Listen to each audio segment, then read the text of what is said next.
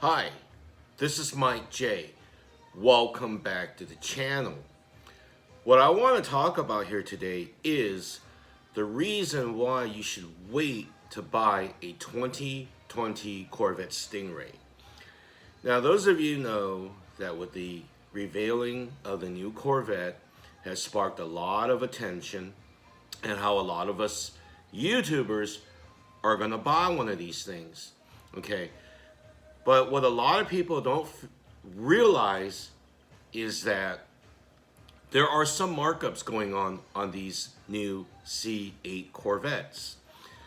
In Southern California, there are dealerships marking these things up from $5,000 to $15,000 over MSRP, plus dealership addendums, add-ons, things that they do to the car, paint protection, pinstriping, that kind of stuff. And you probably won't see one of these at 60,000. You're going to probably more than likely see these in the low 70s to be realistically to start out with. Now, a lot of dealerships, what they're doing is they're taking deposits on these cars, okay? And when you take a deposit on these cars, okay, you are entered in what they call a lottery system, okay?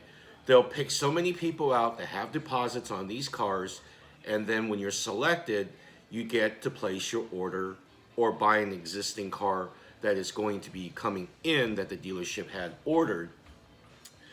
But anyways, the $60,000 sounds good and dandy, but you will not see one at that price, and I can guarantee you that. Now, there are some dealerships that may sell these things at MSRP. The Chevydude, he claims he's the #1 top sales Corvette Camaro salesman, and he lives in Louisville, Kentucky. And the dealership that he works for is Bachman Chevrolet. Now, he's done many videos. He's a YouTuber, and he drives a Corvette and a Camaro just like I do. And he says that if you order from him, that there will be no markup, MSRP, and no addendums. Sounds like a great deal, but he's in Kentucky. They can ship the car out to you, but that's at your expense. Now, depending on where it's going, it could be maybe a couple $1,000s to ship a car. I'm not sure, but according to what he was saying on his videos, they ship them like how they ship Ferraris and Mercedes and Highline cars. And this is the thing is, well, what happens if I have a trade? Well, you know, that's going to throw a wrench in things, because if you're buying a car straight out, either you set up your own financing or you pay cash, that's easy to deal with. But if you're going to go and have a trade-in, that's another thing, especially when you're thousands of miles away, trying to do this all over the phone. And physically, I would want to see the car and not just buy it sight unseen. I can't do that. But anyways, he has a YouTube channel, the Chevydude, and he's selling Corvettes, from what he was saying, at MSRP. All right. The reason why I say that you shouldn't buy a 2020 is because a lot of people fail to think about it's a whole new car. The engine might be the same as the LT1, a little tweaked. Positioning of the parts or the components, being a mid-engine, is not going to be your traditional front-engine car. Now, I'm sure that when you do maintenance on these cars, which a lot of our YouTubers, car enthusiasts, like to do our own maintenance, right? Even Rated R Cars bought his own hydraulic jack so he could do his own car maintenance, like change the oil, okay? So I know for a fact that a lot of car enthusiasts do their own service work, okay? Some mods they might do themselves as well. Well, with a traditional engine in the front, it's a lot easier to get the stuff. With a mid-engine car, it's going to be very hard to get to a lot of that stuff. And this is the thing. Even dealerships, are they going to know how to work on these cars? You know, America's never really had a mid-engine car, you know. Yes, the Fiero, the Corvair, those things were disasters, all right? So here you have this new car. Techs are going to go through new training on how to work on these cars. And This is the thing.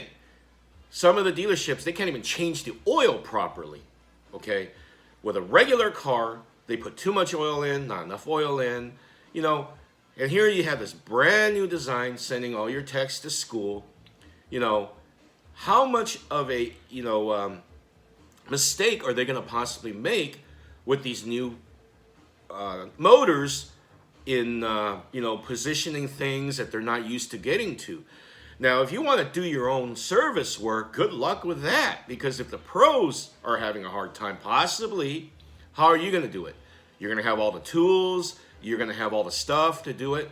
So that's another thing that people don't realize, is that the service maintenance on these cars are going to probably cost more than your traditional C7s, C6, C5 Corvettes.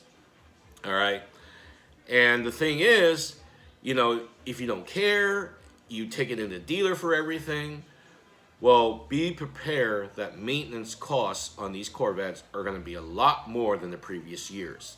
As you know, with Ferrari, Lamborghini, Porsches, a lot of times when they do these service work to these cars, they've got to drop everything out from the bottom.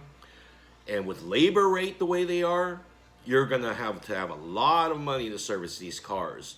And I know there are rich people, I know there are people with money, but a regular car enthusiast, that can afford one of these cars may overlook the maintenance that will go with these cars. Well, if you keep your cars for a few years, then you don't have a problem. If you trade every few years, you don't have a problem. Just to keep in mind that maintenance on these new cars are going to be a lot different, a lot harder to access, a lot harder to get mods done to it because they're harder to get to. But anyways, that is the reason why you really should wait for a few years before these purchasing one of these brand new 2020 Corvettes. Not only that you're going to pay more money, ultimately, you will, that's for sure, okay? Wait and see how these things play out, and then you will know the drivability of these cars, and with people owning them, if there's going to be any, complaints or anything.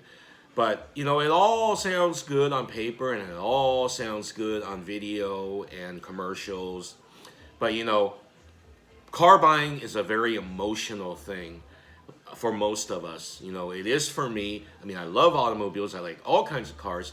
But, a lot of it is very emotional, all right?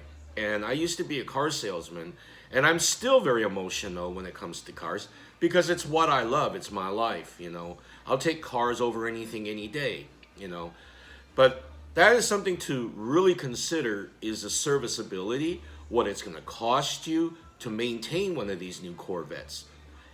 And these C7s right now, there's massive discounts I'm seeing. $9,000 to $13,000 off of these new Corvettes.